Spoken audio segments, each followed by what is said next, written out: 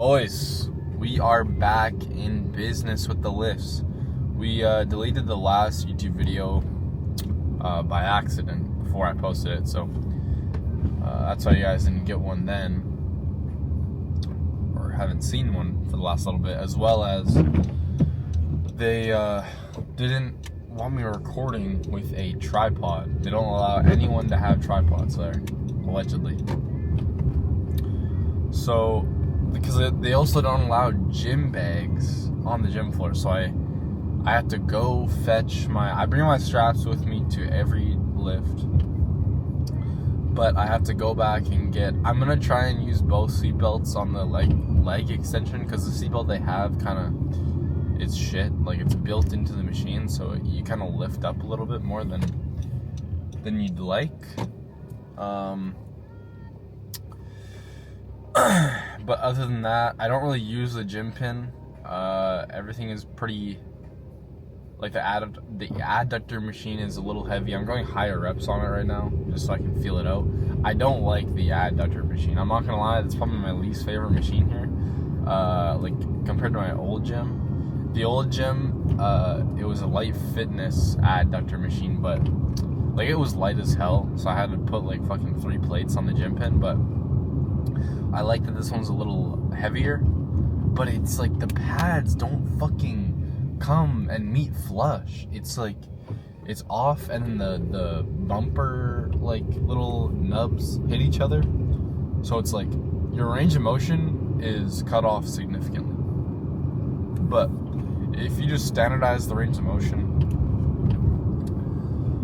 if you're having pain and discomfort in the lengthening position of a hamstring curl, and you just do a certain degree of the range of motion, it'll be fine. As long as you just get stronger within your standardized range of motion, you're gonna grow muscle, right? So obviously there's to an extent, when in doubt, go full range of motion. But it's kind of more for nuanced situations, if you feel uncomfy, if you have pain, especially during a set, only under a certain part of the range of motion, then just take that part out and then complete the movement. But it's kind of a tangent. Yeah, so they don't allow tripods, they don't allow gym bags, so we have a little workaround. We have a magnetic mount for the camera, which should help us. So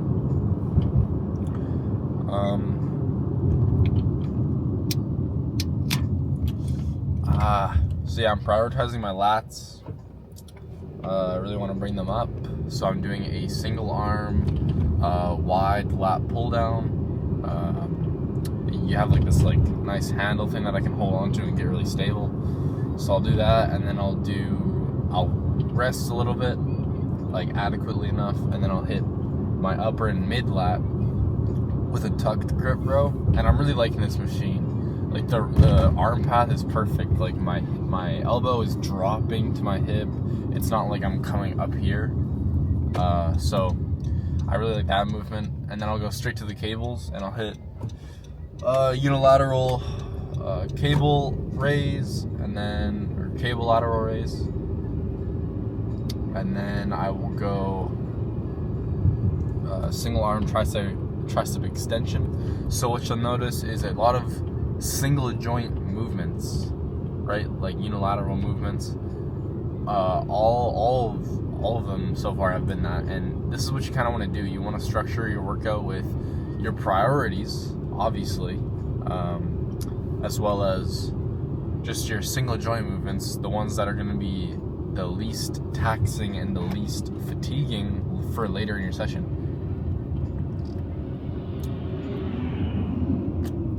Because we gotta remember, all we're trying to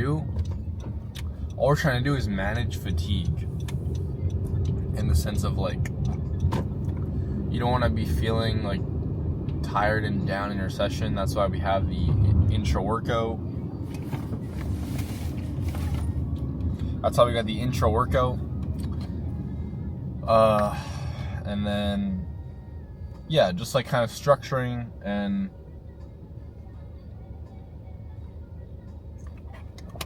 structuring and programming your session so that you feel those fatigue mechanisms less. Even if it's like you don't like doing certain movements, I would maybe also push those to the start. Because let's say I'm like, I love preacher curl, I love doing preacher curl, but I hate doing, I don't know, hamstring curls, right? Both are single joint movements, right? I mean, I guess if you're doing it bilaterally, but let's just, we're doing both bilaterally. And so if I enjoy doing preacher curls more and I dislike doing hamstring curls, maybe put your hamstring curls ahead of preacher curl. Because once you get around to preacher curl, you're going to have that extra motivation. You're going to have that extra, or that lowered perceived effort, right? Like if you're perceiving that you're giving a lot of effort into a set, like, how do I explain this? Like, if you were to try and make yourself believe that like lifting 5 pounds is super hard and you're like yelling, you're like, like that's raising your level of perceived effort. So it's gonna make the 5 pounds seem way harder in your mind. And that's why a lot of people kind of have this like weird gauge of what an effective workout is. Because, people will do supersets, people will do drop sets, people will do low rest periods, and they're feeling all these negative sensations, like they're going through the suffering, right? Like they can barely talk, like their heart rate's so high, like they're like just dead tired, right? And so they feel like this is conducive to a good workout, when in reality it's not. You're just building up a ton of peripheral fatigue from each different like superset drop set you're doing, and you're not putting enough effort into the set itself, right? So we want to lower our perceived effort so we can raise our total tolerable effort. Is that what it is? Either way, you want to lower what effort you think you're actually, like, what you feel like you're actually putting in, because then you're able to put in more effort towards, like, the actual set. So that's why, like, taking longer rest periods, lifting in, like, a smaller rep range, so you don't build up all that,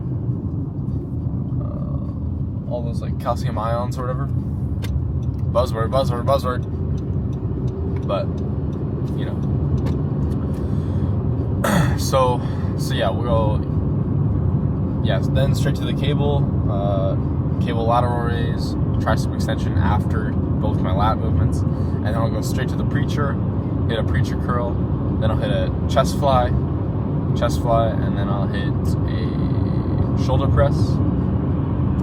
Then I'll go to the shrugs, and then I'll go to incline press, and then after that I'm done upper body. So upper body is just lat pull down, lat row, lateral raise, tricep extension, preacher curl, chest fly, shoulder press, shrugs, incline press, done. And I don't think I forgot anything. I'm probably not going to do a reverse curl. Like, I don't really need my forearms to be, like, it's not like, oh, I have lagging forearms, so I need to add multiple elbow flexor movements. Like, it trains it fine in the preacher curl. So, but my legs, I'll go hamstring curl, leg extension, hip thrust, adductors, hopefully standing calf raise. I haven't been able to do it standing calf raise because, I don't know, where my Achilles ties into my heel, just giving me some issues, like giving me some uncomfortable, like it was better this morning, so maybe we'll try it out, but I don't know, man. I just don't want to, there's no point, right? Like, if I'm feeling all those negative sensations, it's taking up space in, like, the sensory part of your brain or whatever. So, I don't know. I just don't want to, maybe I'll do, like, lighter weight, higher reps, more RIR, just to, like, get some blood in there and feel it. Bro, What the fuck? Why is it like Loki kind of? Why is it like Loki kind of jumping? Yeah, we're parking at the back and then getting steps in. So yeah, that's my session. I mean, you'll see it obviously now. I mean, if I don't delete the fucking video. But yeah, hopefully I added some tips in there for you guys. Maybe we'll do a little car talk on the way back, recap the session, but I'll see you when we get in there. How we doing? So yeah, starting off with the wide grip lat pull down. I don't know what I'm looking around for. I'm trying to spot any open machines or something. I don't even know. But yeah, we're doing this single arm, and then we're getting really stable. We're putting our hips right into the pads. We're like raising the seat, so we're kind of like dead stopping the movement, as well as like gripping onto that handle. Real stable. Really like the unilateral movements for any body parts you're trying to like bring up. And then also, if you're doing a bilateral movement, if you can do more than half single joint, then it's going to lead to more motor unit recruitment, which will lead to more stimulus. And by doing single joint movements, you'll reduce intra-session fatigue. So I mean, all around, doing single joint unilateral movements for body parts you want to bring up, as well as if you can, I think it's called like a bilateral force deficit. But yeah, if you can break past that and do more weight with, or more than half with a single joint movement, then you should do it. But yeah, I think we raised the weight and then got like 5. Real good technique, slow. I mean, I'm not purposely slowing the concentric. You never want to purposely slow the concentric. You want to just have it be involuntary slowing, and that kind of indicates high levels of motor unit recruitment. So yeah, you never want to purposely make the concentric long. That's why like counting tempo is pretty overrated. Just make sure you're controlling the weight on the way down and not just letting it drop, and then not heaving out of it, really making sure you're dragging and contracting with force but not explosion. That's kind of a good cue I like to use. But yeah, we rested adequately in between these two sets, because you're gonna have crossover fatigue when you're doing like multiple movements for the same muscle group or targeted muscle. So yeah, you want to have at least a little bit of rest in between, so you're able to give max effort, or as close to max effort as you possibly can. But yeah, really liking this. It's a shortened range of motion. I don't want to retract, as well as I don't want to reach all the way forward. I want to keep it kind of within a certain range. But yeah, really liking this. I really need to bring up my lats, so I like putting these both at the start of my session.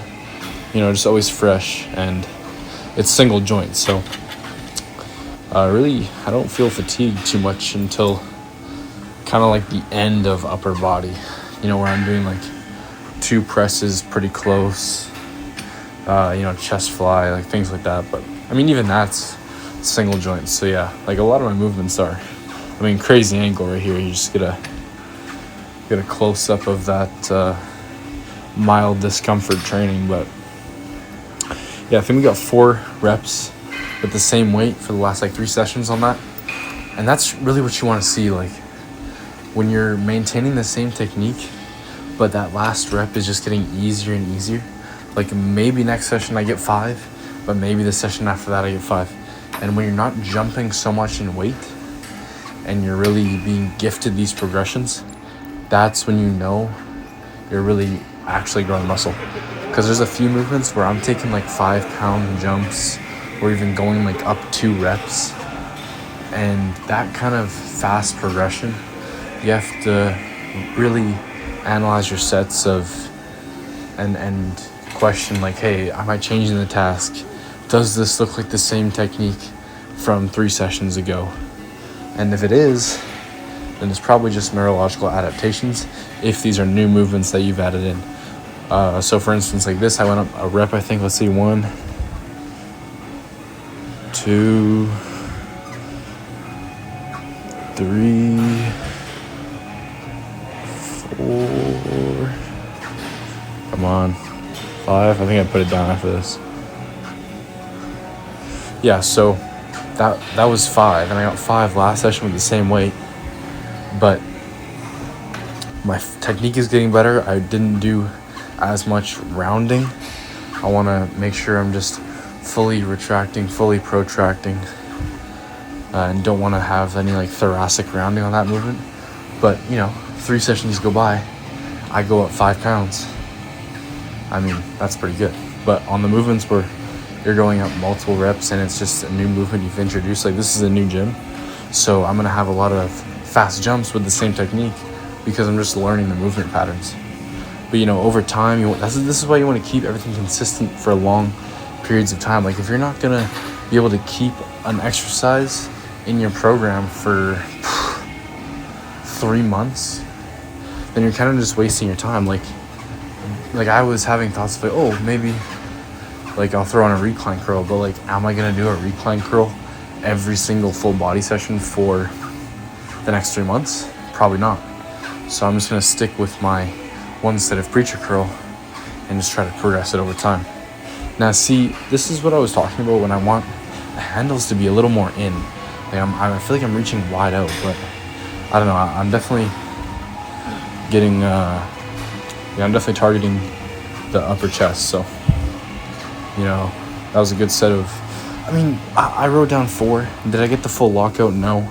But do you need the full lockout? Because the end of that rep is going to be mostly triceps, right? So, I count that as 4. As long as I get past that, like mid-range, kind of reaching for the upper part of the range of motion, then honestly, I'll count it. Yeah, this was a good set. Went up in weight a little bit. Great technique. Dead stopping in the middle or at the end of the rep. Involuntary slowing. Like this is really what you want to see. Like I'm really happy with how my form is on pec deck, because at my last gym I was just a lot of contorting of the torso, a lot of leaning back and forth. I really want to keep my spine neutral on mostly all these movements. This one, I was watching it back, I'm kind of rounding a little bit and going like heaving back and forth. You want to keep your arms in place and just contract and let it down with control. Like this is like rounding that I'm doing and like going back, going forward. I just really don't want that. So I think I got like 7 reps on this, but I think I upped the weight like 2.5 pounds, but I think I'll either stick here or put a 5-pounder on and just really try and get like, 4 to 5 reps of the same technique, like really solid technique. So yeah, and then the order got messed up a little bit because the gym was quite busy before people had to get to work, but then like near the end of my leg day it got pretty dead. But we went up 5 pounds for this lift, and this is obviously, I've done a laying extension in my for a while, but this is obviously a new machine, new resistance profile, new angles, all this stuff. So I went up maybe 5 pounds, and then I went up an extra rep. Maybe I just didn't leave one in the tank like last time. Maybe I left one in the tank, or it's just a neurological adaptation. So as long as I'm keeping that same technique, which was the exact same as last session, I should be fine. And this is, I was too lazy to go get my seatbelt, so I just stuck it out with the built-in one. But yeah, it's weird. You have to like get the length short and then try to suck your stomach in and get it in before. This sounds so crazy. Like, what am I talking about right now? anyways, yeah, like I'm really trying to get full range of motion on this leg extension. Like if I'm getting 90% of the range of motion, it's honestly fine. But you know, I want, as long as it's standardized. You know, as long as it's standardized and you're going up in weight, it's fine. Like range of motion is kind of arbitrary for some movements. So like if you're feeling discomfort or pain, like with the chest fly, the chest benefits from stretch mediated hypertrophy, but it's just uncomfortable for me. And if you're getting those negative sensations and getting those negative signals, it's taking up room in your sensory part of your brain, so you're unable to give max effort to the set and unable to recruit the amount of more units you would have been able to if you just standardized the form a little differently and then just worked from where it's not giving you those negative signals. Went up in weight, I'm pretty sure, for this hip thrust. It's like the belt freaking hurts like after the set. Like I noticed it a little bit during the set, which is kind of annoying, but if I wear a sweater, it's fine. Like just stop complaining, bro, just lift, you know. And this is, I don't know, I don't really like this adductor machine. Maybe I should play around with the seat, because I didn't realize you can adjust like how far back or how far forward the seat goes. I thought you could just adjust the like range of motion for your, like where you're actually doing the movement.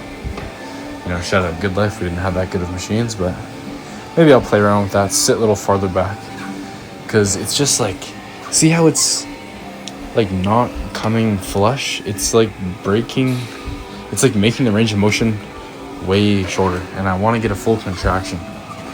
You know, obviously I just said range of motion is kind of arbitrary, but when in doubt, go full range of motion, right? This is a solid set of pendulum squats. I love this machine, man. Like the upgrade of machines to this gym is awesome. Like I was doing like a V squat, having to throw on like 4 plates each side for a set of 4 or 5. Or no, I was doing like even a little more. So it's like just so inefficient. This, you know, it's so heavy. You don't really like need to put on a lot of weight to get a good set, right? A little bit of a grinder, but we got it. Maybe I'll just try to match reps and have that last rep just over time be a little bit easier. And then, yeah, this is to wrap it up. My, like, I don't even know, rack, pull, hinge movement. I'm honestly fine with it. Like, obviously, you know, this is like the topic of the lift, I guess. Range of motion is arbitrary. Like, if I'm progressing this, it's working my erectors, it's working my adductor magnus. Like, I'm going to get great gains with this movement, right? So I think I upped the weight and got 4 on this. I think I held probably a rep in the tank. I don't know, that last one was kind of a little bit of a grinder, but I don't want to get injured on this because my back is starting to feel a lot better from when I did injure it. But W-ass lift. Yeah, really not much to say. I progressed on a lot of movements. I'm really trying to key in on not changing the task and, you know, rewatching the clips. This is why it's important to film your lifts. I think filming your lifts and looking at your technique is like one of the biggest changes I've made. Excuse her, that's my dash cam. But yeah, like one of the biggest changes I made was filming my sets, because my technique just skyrocketed. Like I was butchering some exercises. Like when I was doing chest presses, oh my god, it was like one arm this way, like I was changing. Oh, it was horrible. What else? I don't know, there was a lot that were bad, I'm not gonna lie, but like once you really look at your technique and make sure you're doing what you're supposed to be doing, you know, for whatever joint action you're trying to accomplish, you'll target the muscle more because you're actually taking it through the range of motion to stimulate that muscle. If I'm changing the task and, you know, altering my like shoulder position on a lot of movements, that can shift the stimulus to other muscles, and you'll be targeting muscles that you don't want to target. Maybe you're doing too much on like a certain, like you're doing like a lot of stimulus on like I don't know, maybe like your traps and rhomboids when you're trying to do like a wide pull down, but you're like leaning back and like retracting your scapula. So and then maybe you're going to do like shrugs or like another upper back row, then you're gonna have like a lot more stimulus on your traps and rhomboids. And then over time, as your traps and rhomboids get stronger because they're getting way more stimulus than your lats, then you're gonna have this problem of your traps and rhomboids taking over and your brain wanting to use those because those are your strongest muscles. So then your lats kind of fall even far behind. So you really want to take videos of your sets, record them, even if you're just throwing your phone on your water bottle. Like, try to look at your form and correct your form, because technique is king, right? Like, if I'm doing a bicep curl, I'm not growing my quads. So it's like, when you're altering like the movement for different exercises, like you could be totally thrown off what you're trying to accomplish. But great lift. We're gonna get out of here. I don't know, we'll talk for a little bit. But we got the whole routine kind of splayed out. We'll probably throw one of these videos together. Holy shit, she's jacked. She mogs the fuck out of me. Alright, we really gotta back in here, buddy. Really gotta back in here. Anyways, yeah, so we kind of got our routine splayed out. We're probably gonna get one of these videos to you guys. I am gonna get one of these videos to you guys. Hopefully 3 times a week. Like, once I get back into school, I'll just run full body 3 times a week and then just take the weekends off. So 3 videos a week. We know how to film them now. We know where to put the camera, all those things. But what about like some long-term goals, long-term plans? So, I'm probably gonna stay around maintenance for like, I'm gonna have like way less stress when I have my Christmas break. So I'm thinking go to maintenance for the next like 4 months. Just try to progress my lifts, keep form the same, don't get too fat. If I put on a little bit of body fat, it's okay, because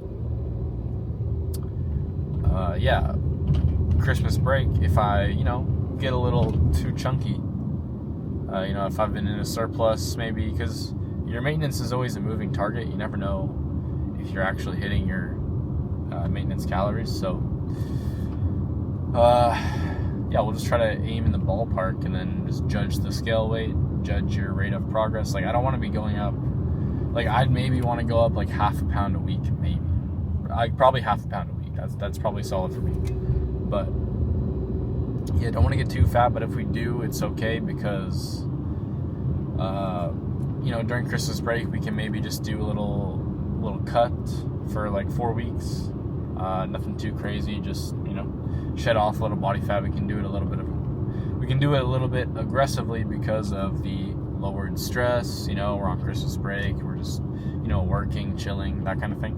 And then I'll hop right back to maintenance when school gets back in, because when you have all these stresses, like exams and like paying your bills and shit, because like I'm gonna be having to work part-time, won't be able to work full-time, so it's like even less money to play with. So like budgeting needs to tighten up, type of thing. So once you have that added stress, it's like, because restricting your calories is already a stress in itself. So once you add that extra stress of like exams and are you gonna pay your bills on time, it's like you're not really gonna be able to maximize muscle growth or like muscle maintenance in a cut. So hopping to maintenance, even if you're not at your like desired body fat percentage, because maintenance is all about maintaining your relative body fat percentage, right? We can still gain weight at maintenance, just very, very slow. So yeah, going to maintenance isn't a bad thing, especially when you have that added stress. You're going to be able to still put on muscle and, you know, stay the same body fat percentage, and then whenever that stress drops, then, you know, you can shed off a few pounds, right? But yeah, that'll probably be it for this video. Lift went good, progressed some lifts. Yeah, really solid session. But yeah, I'll catch you on the next one. We're going on a little vacation this weekend, so we will not be working out on Sunday because today's Friday. So we'll get a lift in on Monday. That's the great thing about full body is you can be very there's more wiggle room. Like if you're doing, like, I know a craze right now is upper lower indefinitely, or upper lower like 6 times a week, and you know 6 times a week is definitely better than just infinite, but you're gonna, like, over time you're gonna feel that stress cloud not stress cloud, that like fatigue cloud kind of build up, and you know you might not feel it, but your training performance will kind of end your training effort, your like we were talking about the perceived effort and stuff. You're gonna be able to, since you have that like peripheral fatigue and like that like muscle damage that's been accumulating from back to back sessions, you know, you're gonna maybe not feel it, but like it'll definitely affect you, and your rate of growth and your rate of progress will slow. So like that's the good thing about running full body is you have that day in between, and then, you know, if you're busy or if you know have too much shit to do, drop off a session. Now you dropped off one session. If you're going every other day, now you're at 3 times a week. Oh, but fuck, this week's really even more busy. Drop off another session, bro. You're still hitting, and then just adjust the volume, right? You're still hitting 2 times frequency if you're doing 2 full body days in a week.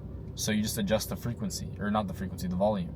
Like add an extra set for, you know, an exercise here and there, right? Or the muscle groups that you want to prioritize, add an extra set, right? Because like 1 set every 4 to 5 days will like maintain relative muscle size, right? So, you know, you don't really need much to grow or to stay the same, right? It's all about your proximity to failure. You want to bring your sets close to failure, but you know, you don't want to accumulate too much fatigue. That's why, like upper lower indefinitely, you're gonna have less wiggle room, because you have to make sure your volume is on point, so you're not building up a bunch of muscle damage over time. You know, you want to keep reps in reserve, so you know you don't have a crazy cloud of fatigue over you. But full body, you know, if I take a set to failure, if I overshoot, it's completely fine. Or not like completely fine, but it's more fine than if I was to run upper lower indefinitely. So yeah, that'll be it for today. We'll catch you on the next one, and yeah, thanks for watching, I guess.